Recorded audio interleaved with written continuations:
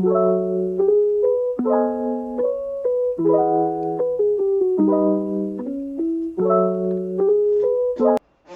welcome to another episode of Money Monday. Money Monday is an opportunity for me to talk to my family, friends about things that are going on in my week and just moments of epiphany or things that I was just like, oh, learn something new, right? How do you know what topics I'm going to talk about in Money Monday? I will go down a list. That list will usually be posted on Fridays on my Instagram as well as Reels, also on TikTok. Both of those pages have my username as Manny Killmonger, right? It's listed right there. One side's gonna say Instagram, another side gonna say TikTok. But the Instagram, you keep updated of when I post and things of that nature, things that are going on, and also just post like some wrestling content, right? But without further ado, let's get into the Manny Monday. The first thing on the list is call your broker.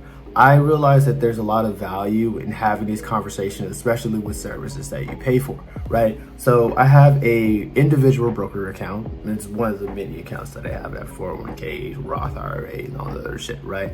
But recently with NVIDIA, I had questions about that. For those who don't know what NVIDIA is this company that works on GPUs or micro chips, right? And recently their stock has skyrocketed, right? It's $1,030, probably $1,200 or something by now, right? But I think the beautiful thing about it is I was scrolling on YouTube, and I saw on YouTube like a thumbnail that said NVIDIA is 1,000. I'm like, what the fuck, right? So I immediately went to my portfolio, right?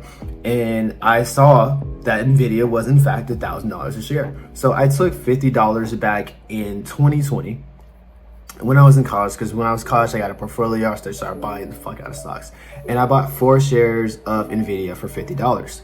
Now, you fast forward to 4 years later, those shares are worth $1,000 a piece, right?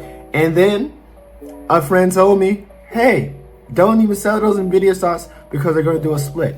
So what does the fuck does a split mean? So in the past with Amazon and Tesla, these stocks has also skyrocketed, so they wish they're like 1,000, 2,000, stuff like that. So when a stock becomes too high as far as the like the price of the stock, they will offer a split. That way more consumers and more people can buy into the product, right? So right now NVIDIA is $1,000, but to have more people buy into it at a more affordable price, which is like $100, they're gonna do a 10-to-1 split. So for every share of NVIDIA I have, right, I have 4 shares, around 1,000 a piece.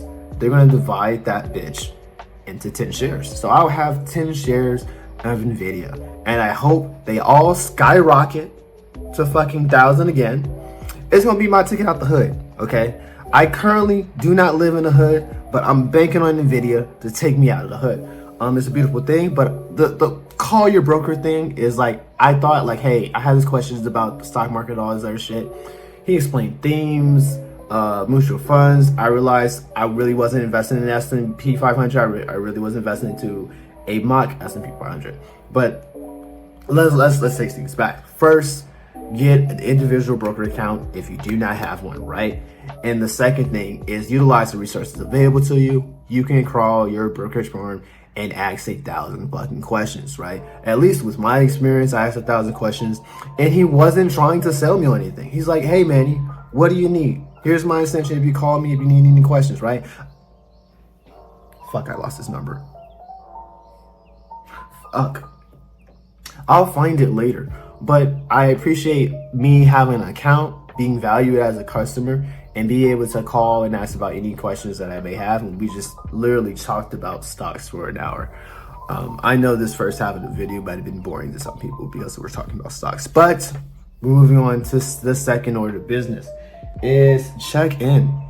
Check-in process can also, I think there's 2 types of check-ins, right? There's one where you have to check in when you're going to some place. Like usually if you know somebody in the area, you check in, you're like, hey, I'm coming, right? The second type of check-in is you let somebody know what the fuck's going on in your life. I like to do both of these types of check-ins, right? So if I know someone in my life that I haven't really checked up on in a minute, right, I'm gonna check up on them. I'm gonna see how they're doing, right? As of this recording, I haven't talked to my sister in a minute, right? So I'm gonna send her a text message and be like, hey sis, what you doing or whatever, right? Because I think it's important, because some people get so stuck, and me, I'm guilty of this too, get so stuck in the routine of doing business, so the routine of doing work, taking care of kids, doing all this, not the kids part, I don't have no kids, but you get so stuck in the routine that you forget to take like the mental health or the mental fortitude to just look out for your own well-being. And I'm just gonna do that, especially for those ones that I realized I hadn't really checked into in a minute, right? And then there's also the other check-in process is like, I think the good thing about me, or just like me as an identity, or me in the world, is I know people from all over the United States, all over, even sometimes I like outside of the country. Like I know somebody like in Argentina or whatnot, right? And it's like, hey, if I ever wanted to travel to these places, I'm not going in blind. I can check in with them, metaphorically speaking, and they can tell me a little bit about the area, what to expect and everything. It's not the end all, but I do appreciate having someone that's already been in the area I can talk to, right? This happened in the past with my visit to Colorado, right? My mentor, he lives out there. He told me about his hood. And then now recently with St. Louis, look forward to going to that, right? The third thing is Eden. Why did I say Eden? I forgot the context of when I said it. No. It's actually funny, because I said like, hey, if I created a cult one day, it would be called Eden. I think that's a beautiful name. There's not really anything more deep than that. But I will say I'm trying to stick to the idea of my heaven being Eden, and that regardless of everything that goes on in life, you have to stick to the mission, right?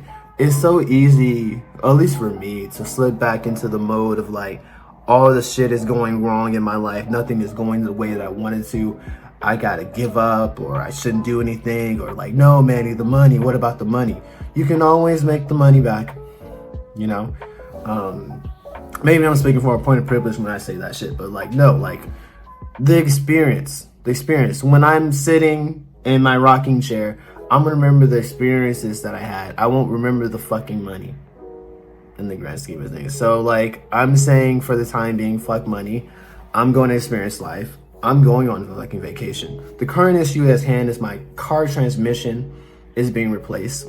It's been replaced for a fucking week and a half. I don't know when I'm gonna get my car back, but I know I'm gonna be in St. Louis. I'm going to fucking St. Louis. If I gotta rent a fucking car, go to St. Louis. A nigga is going to St. Louis. I need my fucking vacation. And we're done. Like, subscribe, please comment below. I love when you guys comment. If you made it this far, comment down below. DM me on Instagram.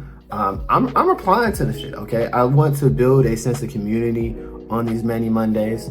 But without further ado, this will be the end. And of course, jarritos on me. Ciao.